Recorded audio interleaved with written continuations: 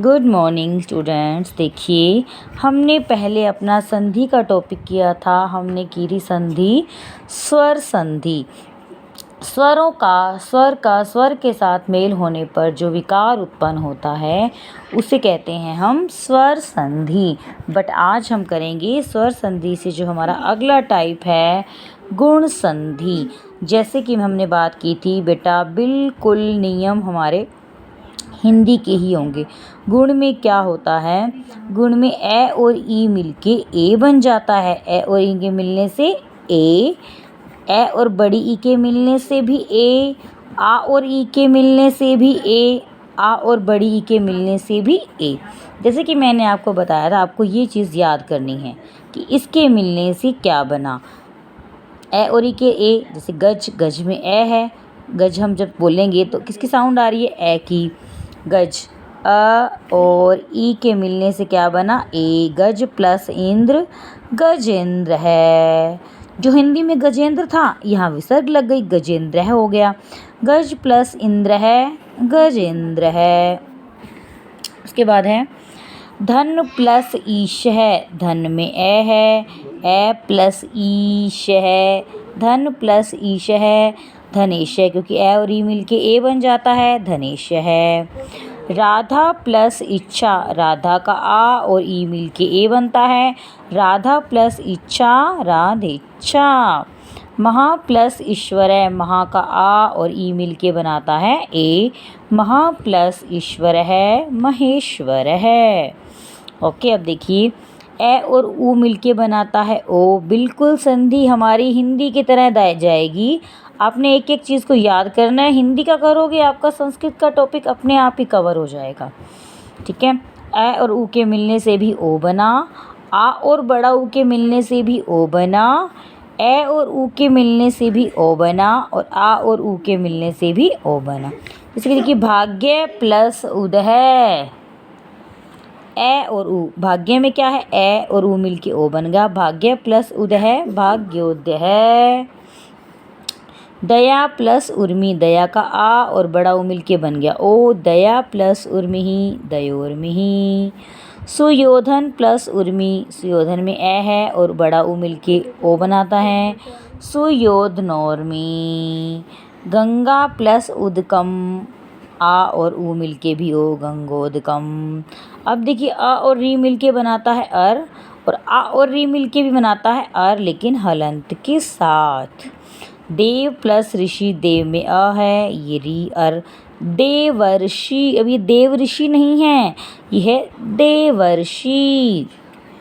राजा plus ऋषि, राजा का आ और री मिलके बनाता है अर, राजर्षि। उसके बाद देखिए, हमारा टॉपिक है आगे, अ और लरी मिलके बनाता है अल। अगर अ और लरी आ जाए तो क्या बनाता है? अल। आ और लरी मिलके भी बनाता है अल।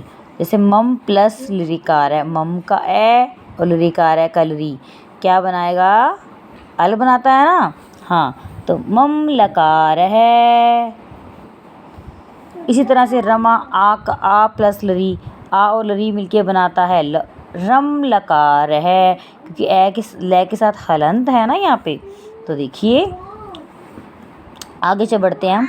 वृद्धि संधि।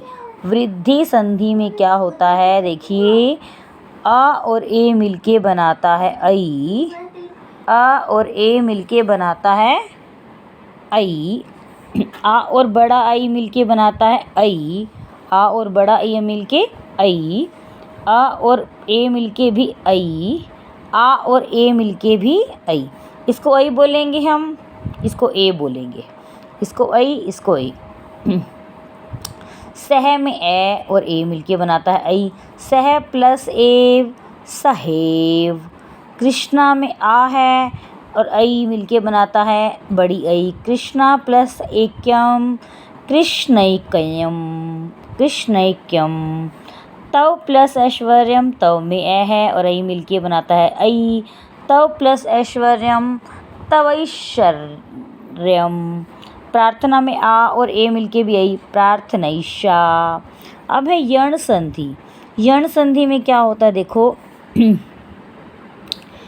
ई के बाद ई आ जाए या ई तो आ गया, ई के बाद कोई भी स्वर आ जाए ई या ई को छोड़कर उससे भिन्न कोई स्वर आ जाए तो क्या हो जाता है, ई का ये हो जाता है, ई का ये। जैसे देखो रवि, रवि में ई है और ए मिलके क्या बन गया, य। रवि प्लस अपी, रव्यपी। इस तरह देखिए बड़ी ई के बाद कोई भिन्न स्वर आ जाए तो यह हो जाता है। नदी का ई और आ मिलके बन गया या, नदी प्लस आ, नद्या। तो आपने यण संधि में क्या ध्यान रखना है स्टूडेंट, ई के बाद कोई भिन्न स्वर आ जाए, ई या ई को छोड़कर भिन्न मतलब इससे अलग आ जाए तो यह हो जाता है। और बड़ी ई के बाद कोई भिन्न स्वर आ जाए तो क्या हो जाता है, यह हो जाता है। ठीक है, नदी प्लस आ, नद्या। दोनों ही कंडीशन में क्या हो जाएगा, यह हो जाएगा। अब देखिए ये तो ई का नियम था, अब है ऊ का नियम। अगर ऊ हो उसके बाद कोई भिन्न स्वर आ जाए, यानी कि यहाँ पर ऊ हो जाए, यहाँ पे कोई भिन्न स्वर ऊ से अलग, अर्थात ऊ या बड़े ऊ को छोड़कर उससे कोई अलग स्वर आ जाए तो क्या हो जाएगा, वह हो जाएगा। देखिए साधु, साधु में ऊ है प्लस ई, अब ऊ से भिन्न है ना ई, ऊ नहीं है, ऊ से भिन्न, ऊ से अलग है तो वह हो जाता है साध्विती। ऊ बड़ा ऊ से भिन्न भी कोई भी स्वर आ जाए तो भी वह हो जाता है। जैसे वधु प्लस आ गया, वधु का ऊ और आ मिल के क्या हो गया, वह, वधवाज्ञा। इसी तरह देखिए री या री से भिन्न कोई आ जाए वी जातीय स्वर तो र हो जाता है। भातृ प्लस आदेश है, भात्रादेश है। अब री प्लस आकृति, लाकृति, क्योंकि री और आ मिल के क्या बना देता है, आ, लिरिक लाकृति ही। उसके बाद देखिए है अयादि संधि। अयादि संधि में क्या होता है स्टूडेंट्स, अयादि संधि में देखिए अये आए इस तरीके से हो जाता है। देखो अब क्या होता है, देखो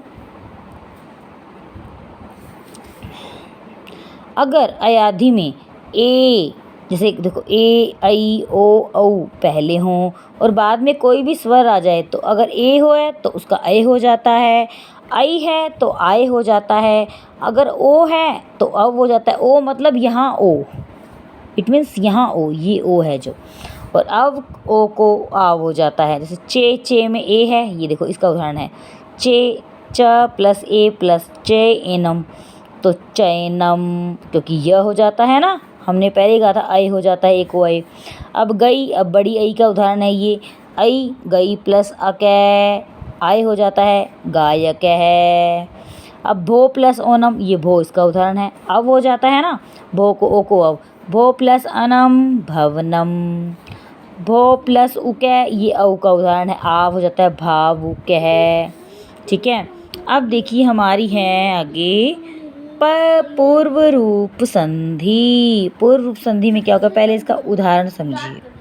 इसमें क्या होता है, जैसे कि देखो को प्लस अपी, को प्लस अपी, इसमें क्या होता है, इसका करेंगे तो कै और ओ है ना, समझाने के लिए बता रही हूँ, पहले आपको समझिए। कै प्लस ओ प्लस ये अपी, अब ओ और अपी, ओ के अंदर है ना ये निहित, तो क ओ पी, तो इस ए का क्या बन गया, ये वाला चिन्ह, अवग्रह चिन्ह कहते हैं, पहचान के लिए कहते हैं, इसे अवग्रह चिन्ह लगा दिया जाता है। तो कोअपी, इसको भी कोअपी ही बोला जाता है। ठीक है, तो इनका क्या हो जाएगा, कोअपी ऐसे। धर्मे अस्मिन, अब धर्मे में ए और अस्मिन मिलके क्या बना गया, अवग्रह चिन्ह, धर्मे अस्मिन। Okay class, bye students. आगे हम अपनी अब नेक्स्ट वीडियो में इसे कंटिन्यू करेंगे। Okay students, bye.